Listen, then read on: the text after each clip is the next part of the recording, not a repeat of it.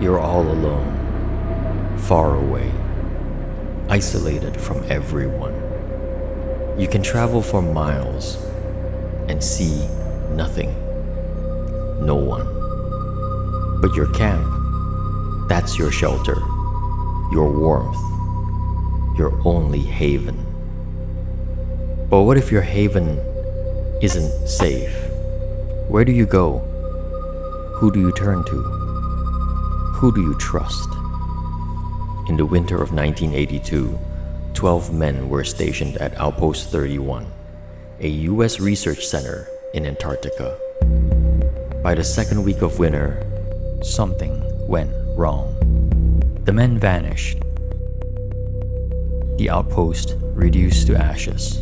From the ruins, investigators recovered a single tape, an audio log with one final haunting entry. One other thing, I think it rips through your clothes when it takes you over. Windows found some shredded long johns, but the name tag was missing. They could be anybody's.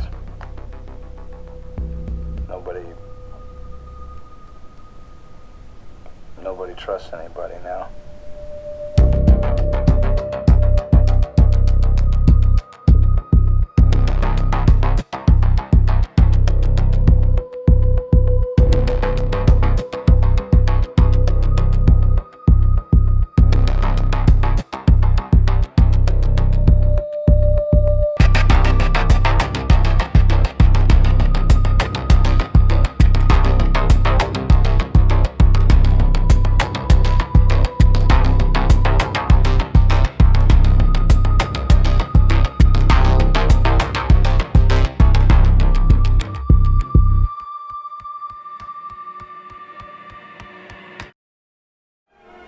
McMurdo, home to more than 200 men in the sunless Antarctic winter, is the center of scientific investigation and the main support base for all the American stations.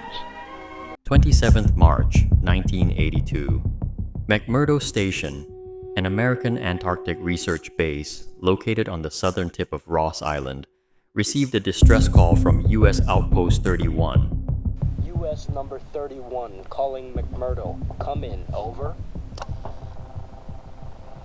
US number 31 calling McMurdo. Urgent. Come in, over. After that transmission, silence. No follow-up. No coordinates. No response. Due to worsening blizzard conditions, rescue efforts were delayed for nearly 3 months. When the weather finally cleared, a recovery team led by Captain J.F. Blake was dispatched to investigate. What they found when they reached the remains of the American camp raised more questions than answers. The following is a reconstruction of the events that took place at US Outpost 31, pieced together from recovered logs, interviews, and the final audio recordings.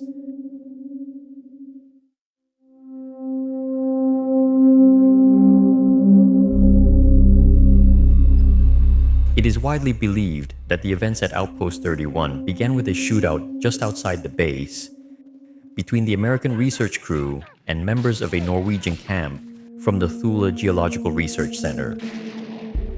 The confrontation led to 2 fatalities among the Norwegians, identified as Lars and Matthias, and left American meteorologist George Bennings wounded. The dispute, by all accounts, was over a sled dog. Bennings was treated for his injuries, while the animal was placed under the care of Clark, the team's dog handler.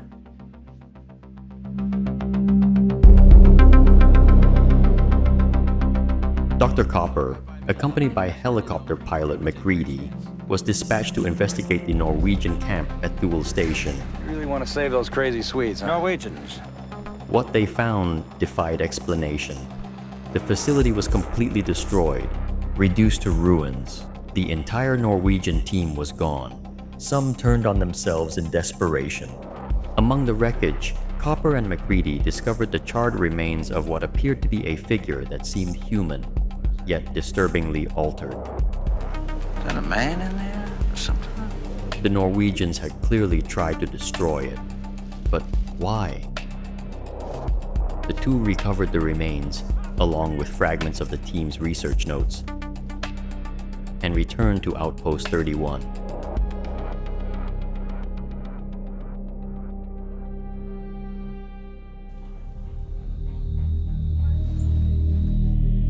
Dr. Copper and McCready returned with the specimen.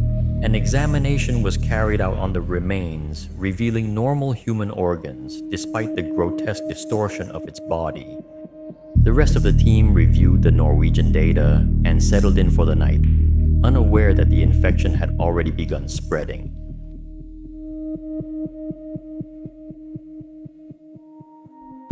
At approximately 4:30 a.m., chaos erupted in the kennel.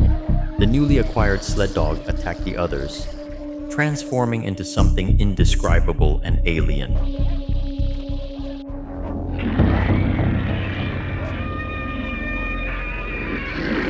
Fire was used in an attempt to contain the threat, but not before several animals, and possibly humans, were exposed to its tissue.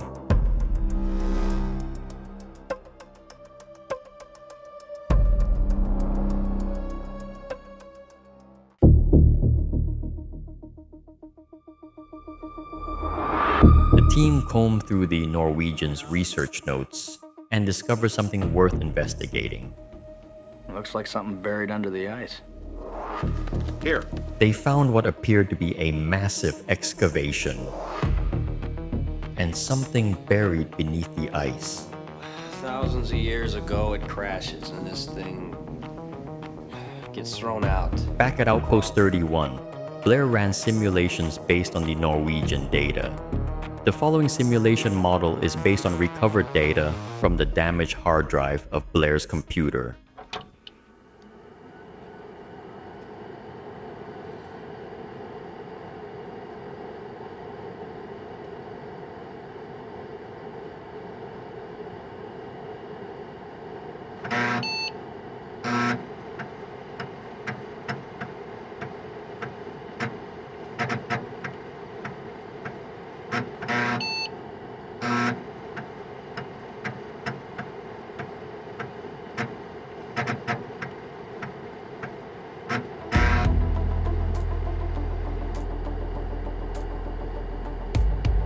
What follows is a systematic crumbling of Outpost 31. The men began turning on each other. Supplies were sabotaged, the helicopter destroyed, and the radio torn apart.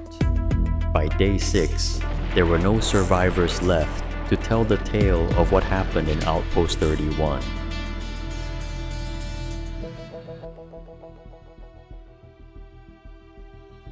The intruder organism, described in the data recovered from Blair's damaged computer, appears to refer to the entity unearthed by the Norwegians during their excavation.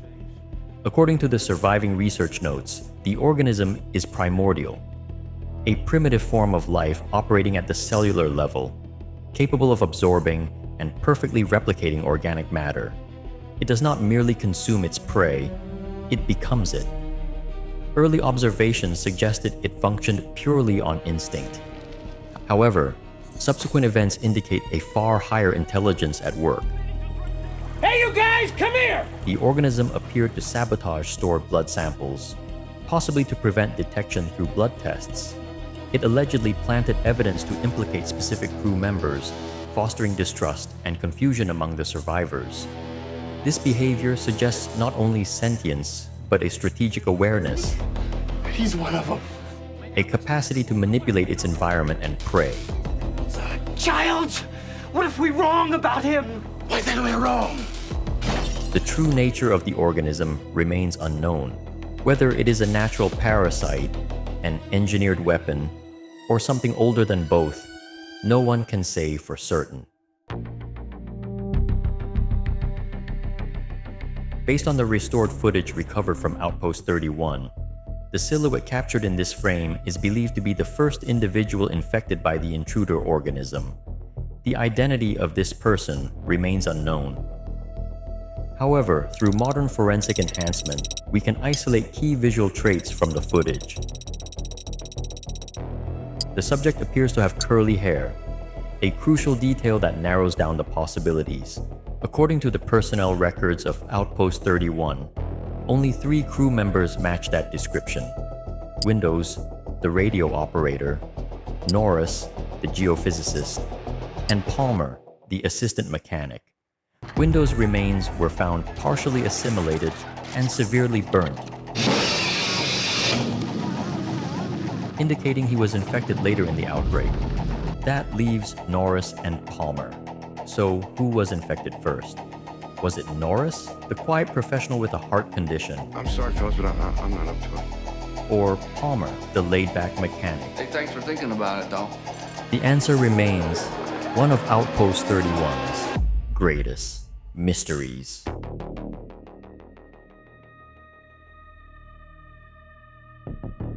To understand the spread of the intruder organism, we must first understand the fate of each member stationed in Outpost 31.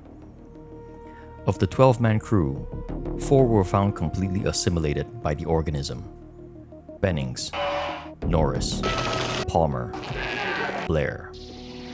3 more were discovered only partially transformed: Windows, Gary, Knowles. 3 men met their end by other means: Clark, fatal injury from a firearm; Dr. Copper, severe trauma; Fuchs, exposure to fire. That leaves 2 unaccounted for: the base's helicopter pilot R.J. McCready and the chief mechanic Childs. Their bodies were never recovered. Only the frozen ruins of Outpost 31 remain. And the lingering question: did either of them make it out alive? You the only one who made it? Not the only one. What do we do? Why don't we just wait here for a little while, see what happens? The unresolved mysteries of Outpost 31 have haunted investigators and fans alike for decades. The origin of the intruder organism, the question of who was Patient Zero, the fate of McCready and Childs, and countless other secrets lost to the bitter Antarctic winter of 1982. Perhaps the appeal of Outpost 31 lies in not knowing, to leave the answers buried in the snow, preserved in ice, untouched by certainty. If you wish to dig deeper, there are countless analyses, breakdowns, and fan theories out there, each trying to piece together the truth.